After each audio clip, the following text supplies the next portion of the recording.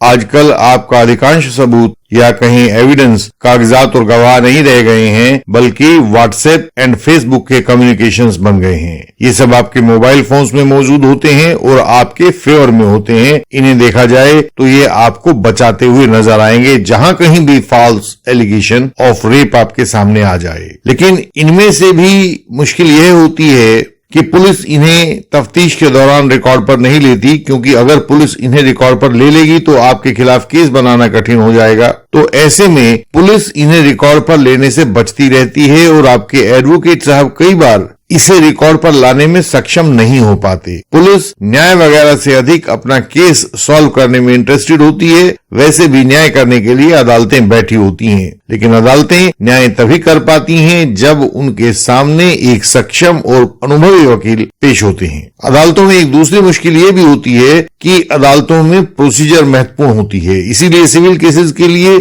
Civil procedure code और criminal cases के लिए क्रिमिनल प्रोसीजर कोड या कोड ऑफ क्रिमिनल प्रोसीजर वहां दिए जाते हैं। तो आपकी सफलता के लिए जरूरी है कि आपके वकील साहब इस प्रोसीजर को भली प्रकार जानते हों। पात्रों की पहचान परिवर्तित करते हुए हम बताते हैं कि भरतपुर के रहने वाले देवज ने हमें अपना केस भेजा था। वह परीक्षा की तैयारी के लिए दिल्ली आया था। उसकी सहछात्रा रूपाली ने विवाह के नाम पर देवज द्वारा शारीरिक शोषण का आरोप लगाया था। पूरे केस में 2 बार शारीरिक संबंधों की बात की गई थी। अंतिम घटना के लगभग 7 महीने बाद एफआईआर दर्ज करवाई गई थी, जबकि वास्तव में वे दोनों एफआईआर से लगभग 1 महीना पहले तक साथ घूमते फिरते थे। यानी अंतिम आरोप के 6 महीने बाद तक भी वे साथ साथ थे, घूम फिर रहे थे और लाइब्रेरी में जा रहे थे। देवज ने हमें वे सब फोटोज दिखाए जो उनके घूमते हुए, खाते पीते हुए और पढ़ते हुए लिए गए थे। 3-4 फोटोग्राफ्स लाइब्रेरी के भीतर किताबें ढूंढते हुए जैसे भी थे। हमने पूछा कि ये फोटोज कोर्ट रिकॉर्ड पर लगवा दिए गए हैं या नहीं, तो उसने कहा कि हाँ, लगवा दिए हैं। जब देवज से और अधिक पूछताछ हमने की तो हमें पता लगा कि उनके वकील साहब ने क्वैशिंग पिटीशन के साथ उन फोटोग्राफ्स को अनेक्स किया था, लेकिन वह क्वैशिंग पिटीशन डिसमिस हो गई थी।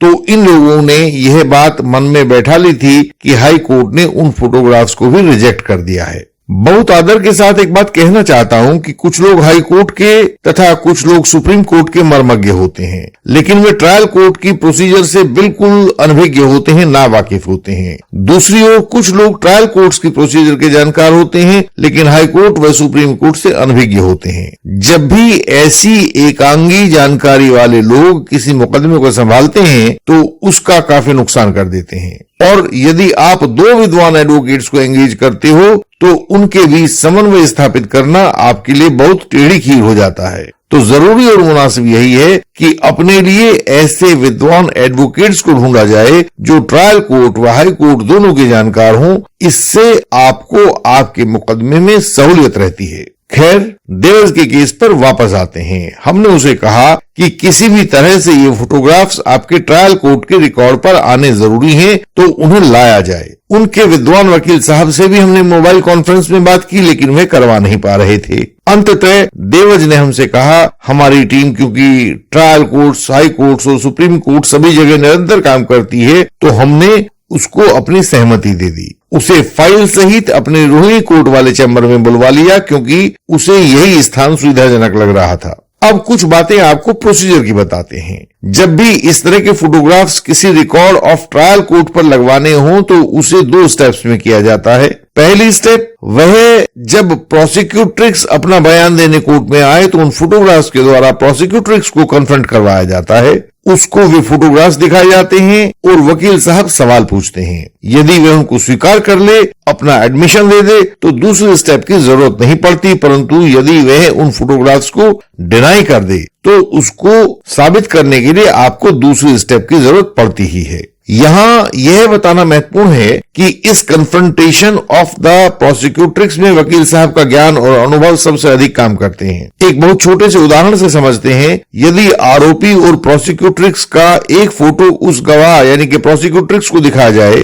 और वकील साहब सवाल पूछें, बताओ यह तो सही है ना कि इस फोटो में आप ही हैं और आरोपी के साथ बैठी हैं, तो 90% संभावना यह है कि प्रोसिक्यूट्रिक्स इसे तत्काल मना कर देगी और फोटो को फर्जी बता देगी। लेकिन यदि वकील साहब अनुभवी हैं तो वे अपने अनुभव से अनूठा सवाल लेकर आते हैं। जैसे वे ये नहीं पूछेंगे कि क्या ये आप ही हैं, वह पूछेंगे कि क्या आपकी यह ड्रेस आरोपी ने आपको उपहार स्वरूप दी थी। तो प्रोसिक्यूट्रिक्स इस प्रश्न का कुछ भी जवाब दे दे वह आरोपी के पक्ष में जाएगा, क्योंकि यह वकील साहब के अनुभव को दिखाता है। वह हाँ कहे या ना कहे, उस फोटो में उन दोनों की उपस्थिति तो साबित हो ही जाएगी, क्योंकि वह उपहार में दी थी या खरीदी थी या क्या किया था, या यह इंपॉर्टेंट नहीं है। इंपॉर्टेंट यह दिखाना है कि वे दोनों एक साथ थे और आत्मीय रूप से एक दूसरे के साथ थे। दूसरी स्टेप है उन फोटोग्राफ्स को सब्सटेंटिव एविडेंस के रूप में दिखाना। उसके लिए आपको डिफेंस एविडेंस में उनका बिल्कुल साफ colour print out court record पर लगवाना होगा, उसे एग्जिबिट करवाना होगा, उसके साथ section 65B Indian evidence act का सर्टिफिकेट लगाना होगा, उसे भी एग्जिबिट करवाना होगा, और जिस डिवाइस से इसको खींचा गया है, जैसे मोबाइल फोन से या कैमरा से, उसको भी कोर्ट रिकॉर्ड पर एग्जिबिट करवाना होगा। इस डिवाइस को लेकर अलग अलग कोर्ट्स अलग अलग तरीके से करती हैं। कुछ OSR लिख देती हैं, यानी कि ओरिजिनल सीन एंड रिटर्न्ड, लेकिन कुछ कोर्ट्स उसको अपने रिकॉर्ड पर रख लेती हैं। वो जैसा भी करे उनका काम है, आपका काम है कि उस डिवाइस को कोर्ट के सामने प्रस्तुत कर देना। वैसे तो सेक्शन 65B एविडेंस एक्ट पर एक पूरी वीडियो हम लोग पहले भी दे चुके हैं और उसका लिंक भी आपको इस वीडियो के डिस्क्रिप्शन में मिल जाएगा, लेकिन फिर भी इतना तो यहां भी बताना मुनासिब है कि सब इलेक्ट्रॉनिक डिवाइस के हर एक इलेक्ट्रॉनिक डेटा, जैसे pic, audio, video, PDF etcetera को एविडेंस की निगाह से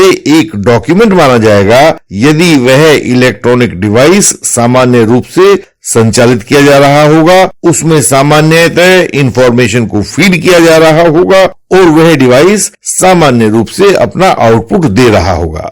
इस इलेक्ट्रॉनिक डिवाइस के इस डॉक्यूमेंट को कोर्ट में एडमिसिबल बनाने के लिए इलेक्ट्रॉनिक डिवाइस के स्वामी को एक सर्टिफिकेट देना होगा कि उसकी जानकारी और विश्वास के अनुसार वह इलेक्ट्रॉनिक डिवाइस सही रूप से काम कर रहा था। इतना भर कर देने से आपका पूरा इलेक्ट्रॉनिक एविडेंस कोर्ट के रिकॉर्ड पर आ जाएगा और फॉल्स रेप एलिगेशन के खिलाफ आपके पास एक मजबूत डिफेंस प्रस्तुत करेगा।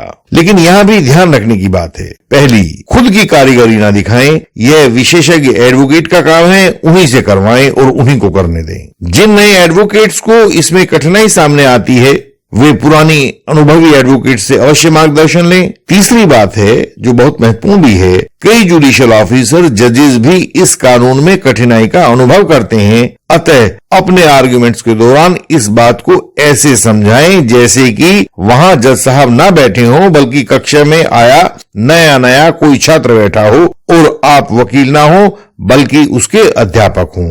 एक एक बात को पूरा खोलकर समझाएं और स्पष्ट करके समझाएं। अंतिम बात है, जो भी एडवोकेट्स ऐसी बहस करें वे एक आंख जज साहब पर जरूर रखें कि उनको समझ आ रहा है या नहीं आ रहा है। ना आ रहा हो तो समझाने का स्टाइल बदल लें, क्योंकि यह आपके क्लाइंट की जिंदगी को बचाने की जंग चल रही है। पुनः केस पर आते हैं। हमने देवज का केस थाम लिया, वे पूरे फोटोग्राफ्स रिकॉर्ड पर लगवाए, कोर्ट में दिखाया कि यह एक सामान्य और दो युवा लोगों का प्रेम प्रसंग था, दोस्ती थी, घूमने फिरने का, मौज मस्ती का माहौल था, इसमें कोई सेक्सुअल एलिमेंट नहीं था। देवज ससम्मान विजयी हुआ। आज वह लड़का और वह लड़की दोनों अपनी सामान्य जिंदगी जी रहे हैं। आप में से बहुत से व्यूअर्स झूठे आरोप या फॉल्स एलिगेशन का सामना कर रहे होंगे। एडवोकेट कलीग्स के क्लाइंट्स भी ऐसा सामना कर रहे होंगे। झूठे आरोप या फॉल्स एलिगेशन से बचने के लिए आपको कानूनी ज्ञान और अनुभव दोनों की जरूरत होती है। हम झूठे आरोप या फॉल्स एलिगेशन के ऐसे मामलों में आपकी सहायता करते हैं। पूरे भारत के हर राज्य में, हर अदालत में हम आपकी सहायता पहुंचा रहे हैं और आगे भी पहुंचाते रहेंगे। आप अपनी समस्या, अपने क्लाइंट की समस्या हम तक पहुंचाएं और हम उसका समाधान आप तक पहुंचा देंगे। आपकी समस्या बेल हो, एविडेंस हो, एप्लीकेशन हो, रिप्लाई हो, DV एक्ट हो, मैट्रिमोनियल डिस्प्यूट हो, कुछ भी हो, हमारी सहायता आपके लिए हमेशा उपलब्ध है। हमसे सहायता पाने के लिए हमारा व्हाट्सएप नंबर, हमारा ईमेल एड्रेस और वेबसाइट का URL आपको सामने स्क्रीन पर दिखाई दे रहा होगा तथा ये सब बातें हमारी हर वीडियो के डिस्क्रिप्शन में भी होती हैं। समय को गंवाएं नहीं, उसका इस्तेमाल करें, कहीं समय हाथ से ना निकल जाए। हमें व्हाट्सएप कॉल करें। हमारी वेबसाइट पर बहुत महत्वपूर्ण जानकारी को सरल भाषा में पढ़ें। वहां झूठे आरोप या फॉल्स एलिगेशन से बचने के उपाय भी मिलेंगे। इस वीडियो को लाइक करें, शेयर करें और चैनल को सब्सक्राइब करें। बेल आइकन को प्रेस करें ताकि नई वीडियोस आपसे मिस ना हो जाएं। हम आपसे अगले वीडियोस में फिर मिलेंगे। तब तक के लिए प्रणाम।